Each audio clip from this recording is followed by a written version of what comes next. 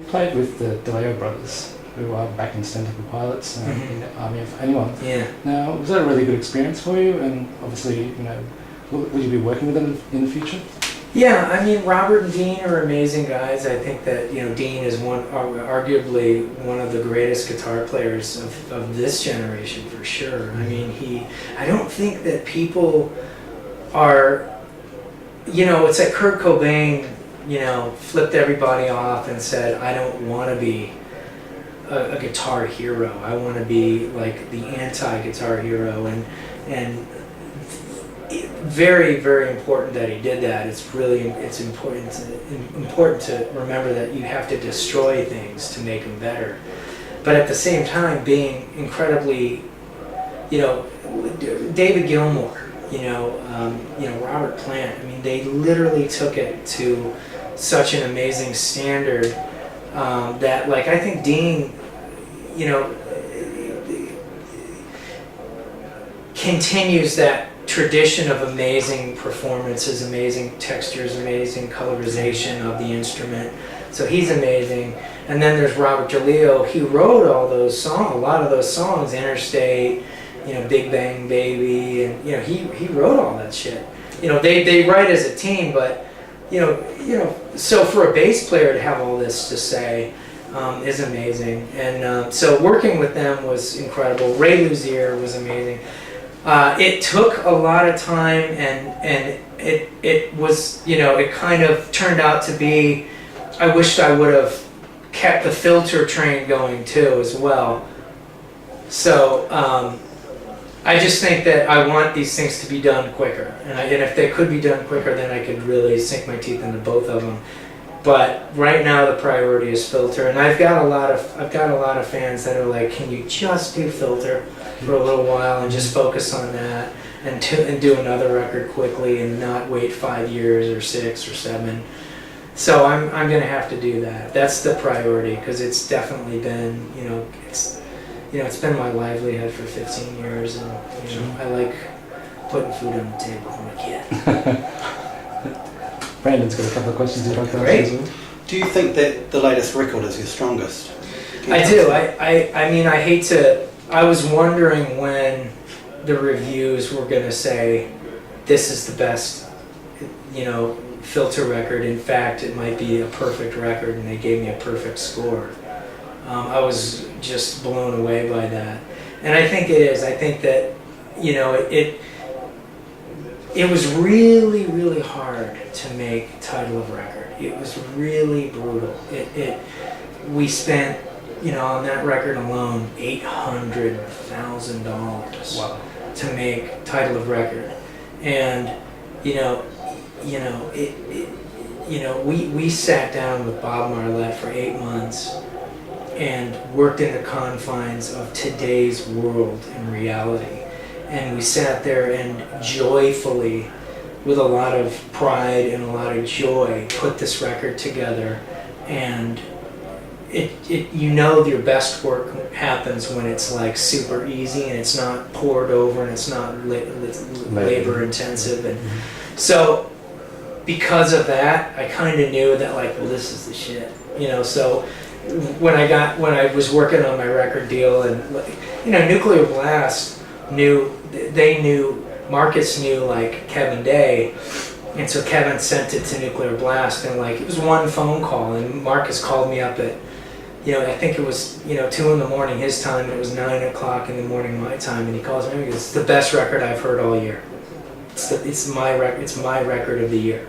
It's like, and I absolutely want to sign it, and I absolutely want you to come over here and start promoting. And I'm like, that's results, from making a record that you're like, yeah, I know this is really good, but will the rest of the world know?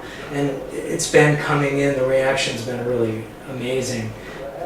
For a guy to call up and say, I'm going to dump tons of money into this and get behind it and promote it, and that's what you need. This is too good to be on notice, like your last record. And stuff like that. And, same thing with Australia, Riot. This is it, we're taking it, we can't wait for you to get down here, and that kind of, because the last record was, wow, protest records are hard to sell, Rich. They're hard to sell, you know what I mean? And, it just feels like a totally different experience. And a lot of the people that have heard it have come back and they're saying like, this is the shit. This is this is the stuff that's gonna bring you back, from kind of crazy land where you've been the last 10 years. When you go out touring, is there like a particular song that like brings out the full energy of you, or Well, is there like a particular song that stands out when you go out touring? the new stuff is getting the biggest reaction. The new stuff is getting the fucking triumphant, which is weird.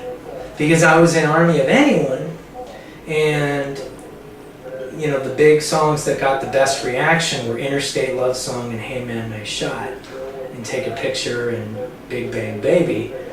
And, in Filter, with the last record, we do Soldiers of Misfortune, and it was like fucking crickets. It was like, people were like, that's really beautiful.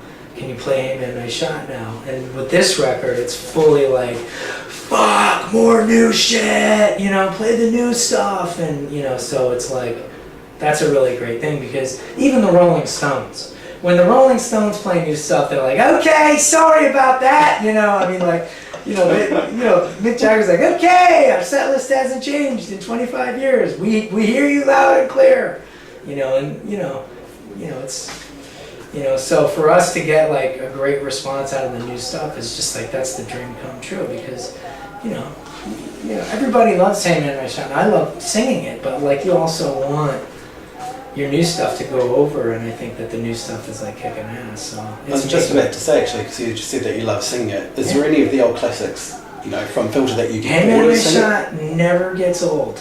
It never gets old. I tell you what, it's really hard to rehearse Hey Man, Nice Shot. It's really hard to rehearse Welcome to the Fold. It's really amazing and triumphant and incredible to sing Welcome to the Fold and just have the audience right there. It must be like when U2 plays, Where the Streets Have No Names. It never gets old. And you can tell by them that it never gets old. They love doing what they're doing. And and it's the audience. It's a reciprocation. It's when you look down and you see an 18-year-old girl who's like, I can't believe I'm finally seeing this band sing this song, and I've been waiting all these years, and and you see it in their eyes. That just makes it totally amazingly brand new. Because it's new for her, and you just see it in their eyes. So.